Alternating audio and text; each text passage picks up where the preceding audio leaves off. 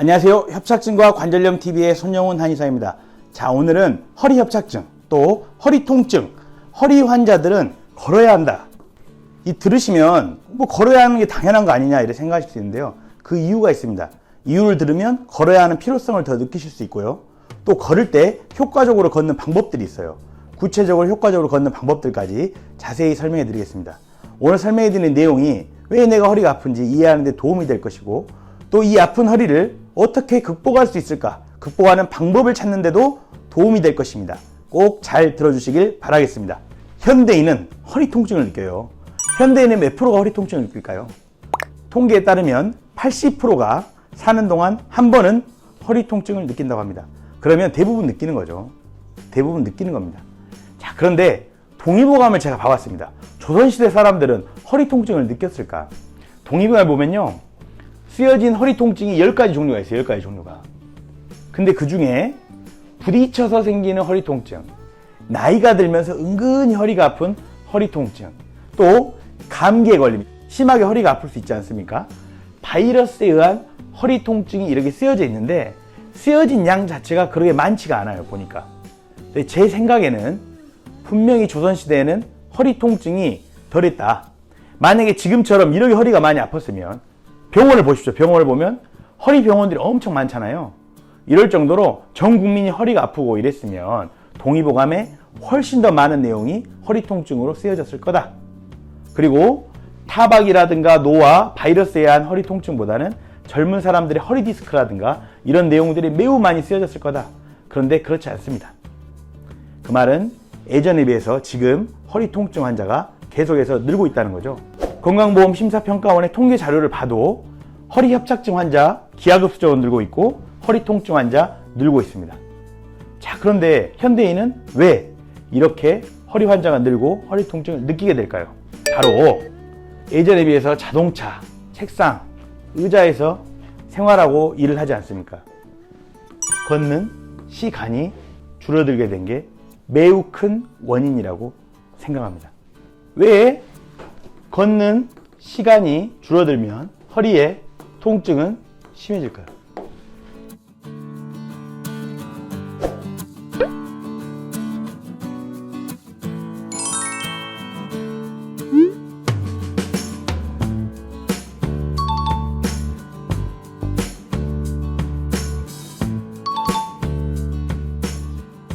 자, 허리 통증의 핵심을 하나만 말해봐라. 바로 뭐냐? 혈액순환입니다. 허리로 혈액이 잘 가야지 주변에 있는 근육과 인대가 뭐가 안 돼요? 유착이 안 되죠. 유착이 안 돼 염증도 안 생겨요.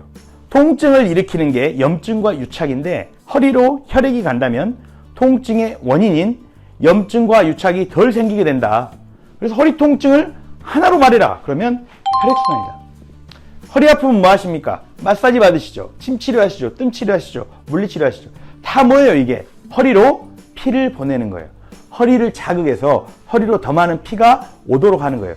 우리가 하는 허리 치료의 핵심은 뭐냐? 결국 허리로 혈액순환을 잘 시키는 거예요.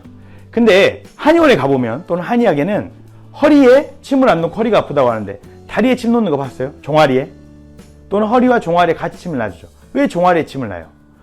종아리에 침을 놓으면 종아리가 자극되면서 피가 종아리까지 더 내려오죠. 종아리까지 내려오면서 어디를 거쳐가요? 허리를 거쳐가죠. 심장에서 피가 온다고 가정했을 때 종아리까지 갈 때 허리를 거쳐가지 않습니까? 그러니까 발끝에 종아리에 침을 놓는 것은 어때요? 간접적으로 허리로 혈액순환이 잘 되게끔, 그래서 허리 통증을 줄일 수 있는 방법인 거죠. 자, 그렇게 생각해 보면 걷는다는 건 무엇입니까? 걸으면 어디가 아픕니까? 발바닥이 아프죠. 종아리에 근육이 긴장되죠. 많이 걸으면 발바닥이 자극이 돼요. 발바닥이 자극이 되면 혈액이 어디로 와요? 발바닥으로 와요. 그럼 허리로도 가겠어요, 안 가겠어요? 가죠. 자, 종아리에 많이 걸으면 종아리 근육이 튼튼해지죠. 종아리 근육은 혈액순환에 매우 중요한 역할을 해요. 발끝까지 갔던 심장이 보내준 혈액이 종아리 근육으로 인해서 다시 치고 올라가거든요. 종아리 근육이 튼튼하면 혈액이 다시 심장으로 복귀하도록 착 만들어줍니다. 혈액순환이 원활하게 만들어져요. 그래서 걷는 거는 발바닥 자극 자체로 혈액순환이 되게 하고 종아리 근육을 강화시켜서 혈액순환을 돕는 겁니다. 그래서 걷는 것은 혈액순환에 매우 좋은 방법이고, 혈액순환이 된다면 걸음으로써 허리 통증이 줄어들게 된다. 명확하죠. 네, 이걸 부정할 수는 없습니다. 그래서 걷는 것이 매우 중요합니다. 자, 그러면 이제 걸어야 한다. 이거는 추상적으로 맞다 이런 게 아니라 꼭 해야 되겠구나 이런 생각을 하셨을 겁니다. 자, 그러면 어떻게 걷는 게 좋을까요? 여러분, 8,000보 걷는 게 좋습니까? 1만 보 걷는 게 좋습니까? 당연히 1만 보를 걸으면 좋겠죠. 그런데 연구에 따르면 8,000보만 걸어도 매우 큰 운동 효과가 있다. 충분하다. 이런 연구들이 있습니다.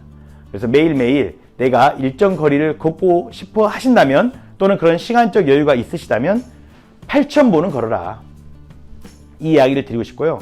아까 걷는 것은 발바닥을 자극하고 종아리 근육을 강화시키기 때문에 혈액순환에 좋다 그랬죠. 만약에 내가 8,000보를 걷는 동안 중간에 까치발로 걸었어요. 까치발로 걸었어요. 그러면 종아리 근육이 튼튼해지겠습니까? 안 튼튼해지겠습니까? 튼튼해지겠죠. 자, 그래서 중간에는 까치발로도 걸어봐라. 네, 이해되시죠? 자, 우리가 걷는 이유가 발바닥까지 혈액순환을 통해서 허리로 혈액이 가게 해서 허리 통증을 줄이기 위함인데 신발을 신고 걷는 게 좋을까요? 맨발로 걷는 게 좋을까요? 어떤 게 허리와 발바닥의 혈액순환을 더 도울까요? 아니, 당연하죠. 맨발로 걸으면 아프잖아요. 아프고 더 자극이 되기 때문에 혈액이 더 오게 돼 있는 거예요. 당연히 맨발 걷기가 더 좋겠죠. 자, 그래서 일상에서 8,000보를 걷되 맨발로 걸을 수 있을 때는 또 맨발로 걸어봐라. 하루에 30분 정도 맨발로 걸으면 좋은데 내가 할 수 있는 만큼 맨발로 걸어보십시오. 그럼 전신적 혈액순환 효과가 일어나요. 그러면서 제일 먼저 느끼는 게 뭐예요? 잠을 깊게 자게 됩니다. 혈액순환이 잘 되면 사람은 잠을 깊게 자는 것으로 느끼게 돼요. 평소에 잠을 자는데 잘 깼다거나 꿈을 많이 꿨다거나 이런 분들이 맨발 걷기를 며칠 하면 잠을 깊게 자가지고 그런 증상들이 사라지는 경우가 매우 많습니다. 잠을 깊게 자게 되면 인체의 혈액순환 능력이 계속 개선되기 때문에 몸은 어떻게 돼요? 점점 더 혈액순환이 잘 되는 체질로 바뀌게 돼요. 맨발 걷기는 매우 좋은 방법이죠. 자, 그런데 맨발 걷기에 더해서 나는 평소에 걸을 때도 맨발 걷기 효과를 내고 싶다. 그런 사람들을 위해서는 맨발 신발이 있어요. 저희가 링크를 달아드리거나 위에 연락처로 연락 주시면 안내해 드릴 텐데 맨발 신발은 밑창이 얕고 맨발 걷기와 비슷한 효과를 낼 수 있는 그런 신발입니다.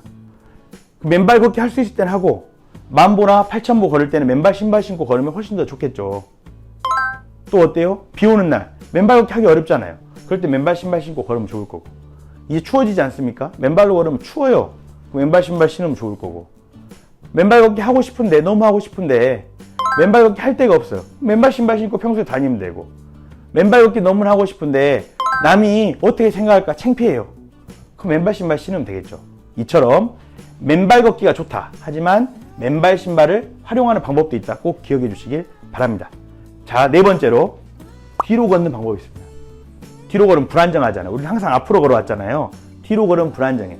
불안정하면 역설적으로 어떻게 돼요? 근육들이 더 긴장하게 돼요. 근육들이 더 긴장하면서 더욱더 근육이 강해지는 효과가 있는 거예요. 그러니까 종아리라든가 이런 근육이 더 강해지면 혈액순환 효과에 좋다 그랬죠? 두 번째로 뒤로 걸으면 척추의 후면부를 받치고 있는 기립근이라든가 척추를 지탱하는 근육들에 매우 좋아요. 허리에 좋겠죠? 그러니까 걷다가 뒤로도 걸으세요. 네, 걷다가 뒤로도 걸어보시기 바랍니다. 자, 마지막으로 매우 중요한 내용을 말씀드리겠습니다. 매우 중요한 내용. 걸을 때 무슨 생각을 하십니까? 아시안게임 생각하실 수도 있고 정치에 대해 생각하실 수도 있고 이러는데요. 걸을 때는 내 생각을 어디에 집중해야 되냐? 바로 땅에 닿는 발바닥에 집중해야 됩니다. 땅에 닿는 내 발바닥에 내 생각이 머물도록 발바닥을 머릿속으로 느끼면서 걸어보십시오. 이게 뭐냐? 심이라고 하는 거는 마음이에요, 마음. 내 마음과 생각이 발바닥을 향해 있으면, 발바닥에 머물러 있으면 이게 기와 혈이에요. 기와 혈이 따라간다. 우리는 왜 걷는 거예요, 지금? 발바닥으로 혈액순환을 시켜서 허리로 혈액이 잘 가도록 하기 위해서 걷는 거잖아요. 그래서 발바닥으로 혈액순환을 더 잘 시키기 위해서 걷는 방법들을 구체적으로 알아봤잖아요. 마음을 발바닥에 둬서 기와 혈액이 더 잘 가도록 하는 거예요. 그러면 걷는 동안 훨씬 효과가 좋겠죠. 허리에만 좋을까요? 정신도 맑아지면서 명상 효과까지 있습니다. 그래서 심기혈정, 걸을 때는 생각을 어디에 두어라? 발바닥에 두어라. 땅에 닿는 발바닥에 생각을 두어라. 이해 가시죠? 자, 오늘은 현대인들이 허리가 아프고 허리 협착증도 많이 오고 이런 이유가 결국은 걷기가 부족해서가 아니겠는가? 이 내용과 그렇다면 걷기가 왜 허리에 좋은지, 결국은 혈액순환이다. 혈액순환의 관점에서 더 잘 걸을 수 있는 방법들이 있다. 이런 내용까지 알아보았습니다. 자, 오늘 내용이 도움이 되셨나요? 일상에서 건강하게 잘 실천하시면서 허리 협착증, 허리 통증 현명하게 극복해 가셨으면 좋겠습니다. 오늘 내용은 이만 마치겠습니다. 감사합니다.